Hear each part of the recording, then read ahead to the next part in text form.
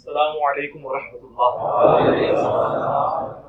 لا حول ولا قوة الا باللہ. حسبنا اللہ ونعم الوکیل. یا حی یا قیوم برحمتک استغیث. لا الہ الا انت سبحانک انی کنت من الظالمین.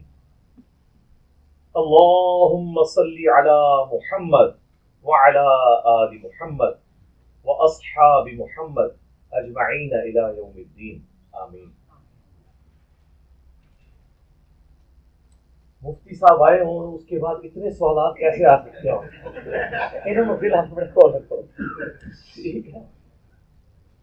5 منٹ کی جو ان کی ویڈیو تھی نا جی، جاتے جاتے انہوں نے جو ڈرتے ڈرتے ایسے ایسے دیکھتے ہوئے بنائی اور جس طرح آئے تھے ویسے ہی چلے گئے، اس کو میں 10 علمی پوائنٹس کی شکل میں ڈسکس کروں گا.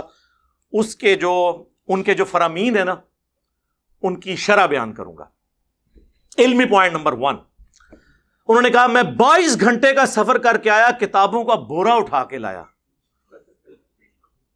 اور میں نے 48 گھنٹے پہلے یہ ریکارڈ کروایا تھا کہ میں اسپیشل کراچی سے جہلم آیا ہوں، اور آپ کو پتہ ہے جہلم کراچی سے 20-22 گھنٹے کا سفر ہے، کافی دور ہے جہلم.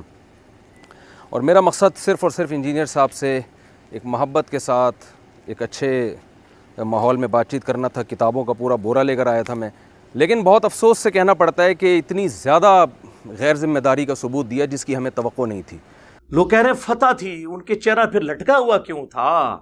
انہوں نے اپنی انسلٹ کیوں فیل کی کہ میں اتنی بڑی شخصیت آیا اور انجینئر صاحب نے مجھے ملے؟ سر اسی وہ کاٹتے نہیں ہیں. لیکن مجھے افسوس ہے، واللہ میری کبھی خواہش نہیں تھی. اتنا سافٹ شکار میرے ہاتھ سے نکل گیا، لیکن وہ حرکت ہی ایسی کی کہ جس میں پھر انوالومنٹ دوسرے مسئلوں کی ہوگی، لیگل ایشوز انوالو ہو گئے، وہ میں پہلے بتا چکا ہوں.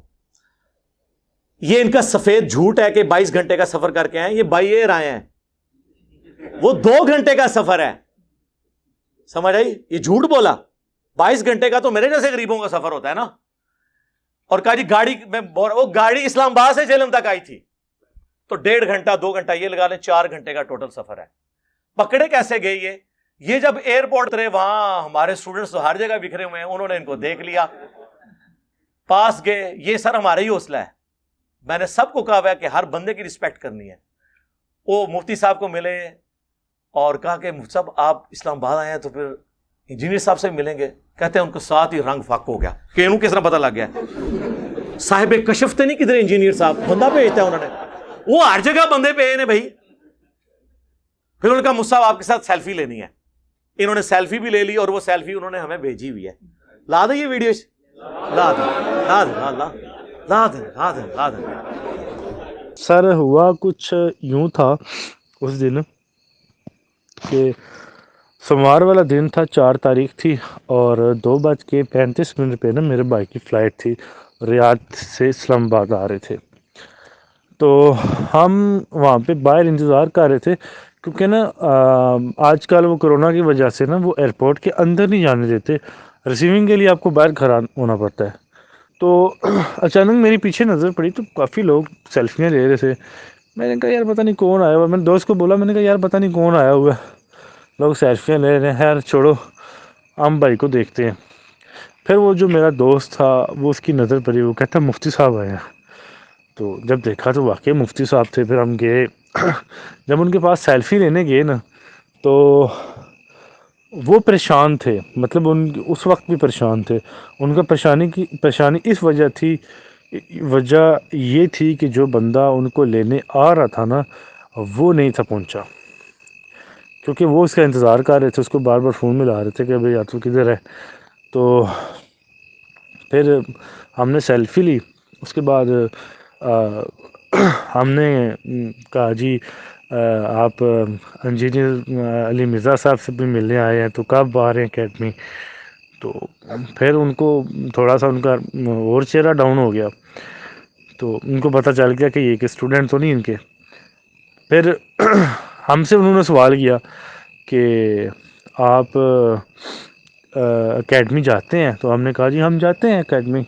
تو پھر جب انہوں نے یہ سنا نا تو ان کا چہرے کے تاثرات اور زیادہ چینج ہو گئے، مطلب کہ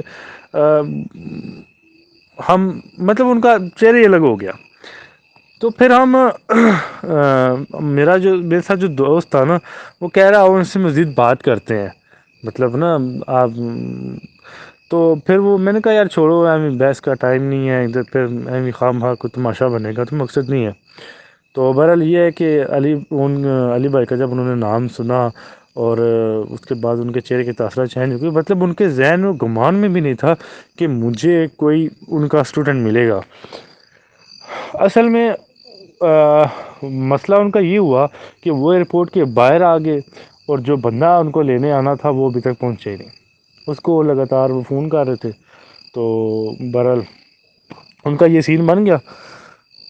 تو پھر تھوڑی دیر بعد مطلب ہم وہاں پہ تھوڑی دیر کھڑے ہوئے، پھر ہم واپس آ گئے بائک کی۔ تو میں نے کہا یار یہ نہ ہو ہمیں بھائی دیکھتا آ رہے، ہم ادھر کھڑے رہے۔ پھر کافی دیر بعد ان کا وہ بندہ آیا کوئی لینے کے لیے، پھر اس کو ملے، پھر اس کے ساتھ چلے گئے۔ بہرحال ہم سے یہ مسٹیک ہوئی ہے کہ ہم آپ سے رابطہ نہیں کر سکے، آپ کو بتا نہیں سکے۔ اس کی وجہ یہ تھی کہ ہمیں یہ ٹینشن تھی ہم نے نیچے جانا ہے، بھائی پتہ نہیں کس راستے سے اوپر آ جائے، وہ ہمیں ڈھونڈتا رہے ہیں، میں ان کو ڈھونڈتا رہا ہوں، موبائل ان کے پاس سم بھی نہیں ہے پاکستان والی۔ تو بہرحال پھر وہ اس ٹینشن میں ہم نیچے چلے گئے، انتظار کرتے رہے تقریباً بھائی جا کے تقریباً 4:25-30 منٹ پہ باہر آئے ہیں، کیونکہ وہ کرونا ٹیسٹ وغیرہ ہو رہے تھے۔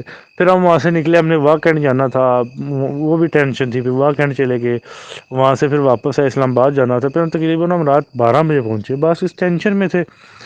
اور پھر وہ ہمیں یاد نہیں رہا بتانے کا، بس ہماری یہ مسٹیک ہوئی ہے۔ پھر اگلے دن بھی بیزی رہے ہیں، تو بس اس ٹینشن میں ہم آپ کو بتا نہیں سکے۔ اصل بھائی نا پتہ کیا، وہ ان کا یہ سین تھا نا، ان کے یہ تھا کہ میں جو ایئرپورٹ سے نکلوں گا نا تو ساتھ ہی گاڑی میں بیٹھ کے تو اللہ حافظ، مجھے کسی نے دیکھنا نہیں ہے۔ وہ بیچارے اتنی دیر کھڑے رہے جناب، فون پہ فون اس کو ملا رہے ہیں کہ یار تو کدھر ہے، کب آئے گا۔ تو وہ کافی لیٹ بندہ پہنچا۔ تو پھر یہ تھا کہ میرا جو ساتھ دوست تھا نا وہ بھی علی بھائی کا لسنر ہے، تو اس نے نا مجھے کہتا کہ یار آؤ ان سے بات کرتے ہیں، ساتھ ویڈیو بناتے ہیں، تو آپ ویڈیو بنانا میں بات کروں گا ان سے نا۔ تو میں نے اس کو منع کیا، میں نے کہا یار چھوڑ، ابھی یہ ٹائم نہیں ہے، ان کا موڈ بھی کچھ آف سا ہے، دفعہ کر۔ اور یہ اصل میں مجھے یہ تھا کہ پراپرلی آپ لوگوں کے ساتھ رابطے میں ہیں اور آئے ہیں، اور آپ سب کو پتہ ہوگا، تو اگر مجھے اس چیز کا علم ہوتا نا تو میں فوری رابطہ کر لیتا۔ مجھے اس چیز کا علم ہی نہیں تھا، یہ تو بعد میں مجھے پتہ چلا کہ یہ تو کوئی فلم اور ڈال کے چلے گئے ہیں۔ اور پھر ساری سچویشن جو میں نے پیچھے دیکھی ہے، پھر اس کی کہانی کی مجھے سمجھ لگی کہ یار یہ اتنے ایئرپورٹ میں کھڑے اتنے پریشان کیوں تھے کہ بندہ کب آ رہا ہے۔ حالانکہ ان کی تو فین فالوئنگ اتنی زیادہ تھی ایئرپورٹ پہ جناب، کبھی کوئی ادھر سے آ کے سیلفی لے رہا ہے، کبھی کوئی لے رہا ہے۔ تو حالانکہ بندے کو خوش ہونا چاہیے کہ یار میرے اتنے زیادہ لوگ چاہنے والے آئے ہیں، تو خوش ہونا چاہیے تھا، پر ان کے تاثرات ہی الگ تھے۔ کیوں الگ تھے؟ وجہ یہی تھی کہ مجھے کوئی علی بھائی کا اسٹوڈنٹ نہ دیکھ لے، تو آگے تک بات نہ چلی جائے۔ بھائی یہ تو بعد میں پتہ چلا جب انہوں نے یہ سارا ڈرامہ کریٹ کیا۔ تو پہلا جھوٹ یہ کہ 22 گھنٹے کا سفر نہیں، 2 گھنٹے کا سفر۔ دوسرا یہ ساتھ ہی اس کے یہ جو انہوں نے کہا کہ بورا لے کے ہوں کتابوں کا، سر قرآن و حدیث سے دلائل دینے کے لیے بوروں کی ضرورت نہیں ہوتی، یہ بابوں کی کتابوں سے حوالے دینے کے لیے بوروں کی ضرورت ہوتی ہے۔ یہ تو ایک موبائل کے اندر حدیث کی کتابیں آ جاتی ہیں، اور قرآن کے یہ کتابیں وہ دوسری لے کے آتے ہیں، حدیث کی نہیں لے کے آتے، تو بورے کی تو ضرورت ہی نہیں تھی۔ آپ اپنے عقائد المحند علی المفند جس کا تعارف شریف اینڈ پہ میں کرواتا ہوں، اور حضرت معاویہ رضی اللہ تعالیٰ عنہ کا خروج خلیفہ راشد مولا علی رضی اللہ تعالیٰ عنہ علیہ السلام کے خلاف، آپ اگر امیر شام کی حمایت کرتے ہیں تو اس کو قرآن و حدیث سے ثابت کریں نا، بابوں سے تو ثابت نہیں کرنا۔ علمی پوائنٹ نمبر 2، میں محبت بھرا پیغام لے کر آیا تھا انجینئر صاحب کے لیے۔ یہ محبت بھرا پیغام یہ ہوتا ہے کہ آپ جناب جا کے چوک میں کھڑے ہو کے اس طرح ویڈیو بنا کے 48 گھنٹے کا آپ کہتے ہیں تیرے کو 48 گھنٹے کا ٹائم ہے، جناب ڈاکٹر طاہر القادری صاحب کنٹینر تک کھلوتے ہیں سن۔ یہ محبت بھرے پیغام، بھائی 1 سال سے آپ کا ایڈمن ہمارے ایڈمن کے ساتھ رابطے میں ہے، ہمارے فون نمبرز آپ کے پاس موجود ہیں، آنے سے پہلے حمزہ علی باسی بھی تو آئے ہیں، حسن الیاس ان کے ساتھ آئے ہیں، 2-3 دفعہ ان سے ٹائم طے ہونے کے بعد وہ یہاں پہ تشریف لائیں. ایک طریقہ ہوتا ہے آنے کا, یہ طریقہ ہوتا ہے آنے کا. محبت بھرا پیغام اس طرح لایا جاتا ہے. اور پھر اس محبت بھرے پیغام میں جو زہر چھپا ہوا ہے, کہ جس بنیاد میں نے آپ کو بلایا تھا کہ میں نے آپ کے ساتھ اکیلے بات کرنی کیمرہ مین کی موجودگی میں, یا مفتی تقی عثمانی صاحب ساتھ بیٹھ جائیں, تیسرا کوئی بندہ نہیں. آپ نے اس کو وائلیٹ کیا اور کہا کہ 6 سال میرے ساتھ بندے ہوں گے, جس میں ایک مولوی کا بھی نام لے لیا جو 11 سال سے ایڑیاں رگڑ رہا ہے کہ انجینئر صاحب کے سامنے بیٹھ جاؤں. تو میں نے کہا بھی تیری تو ویورشپ سینکڑوں میں بھی نہیں ہے, بڑے کو بلاؤ.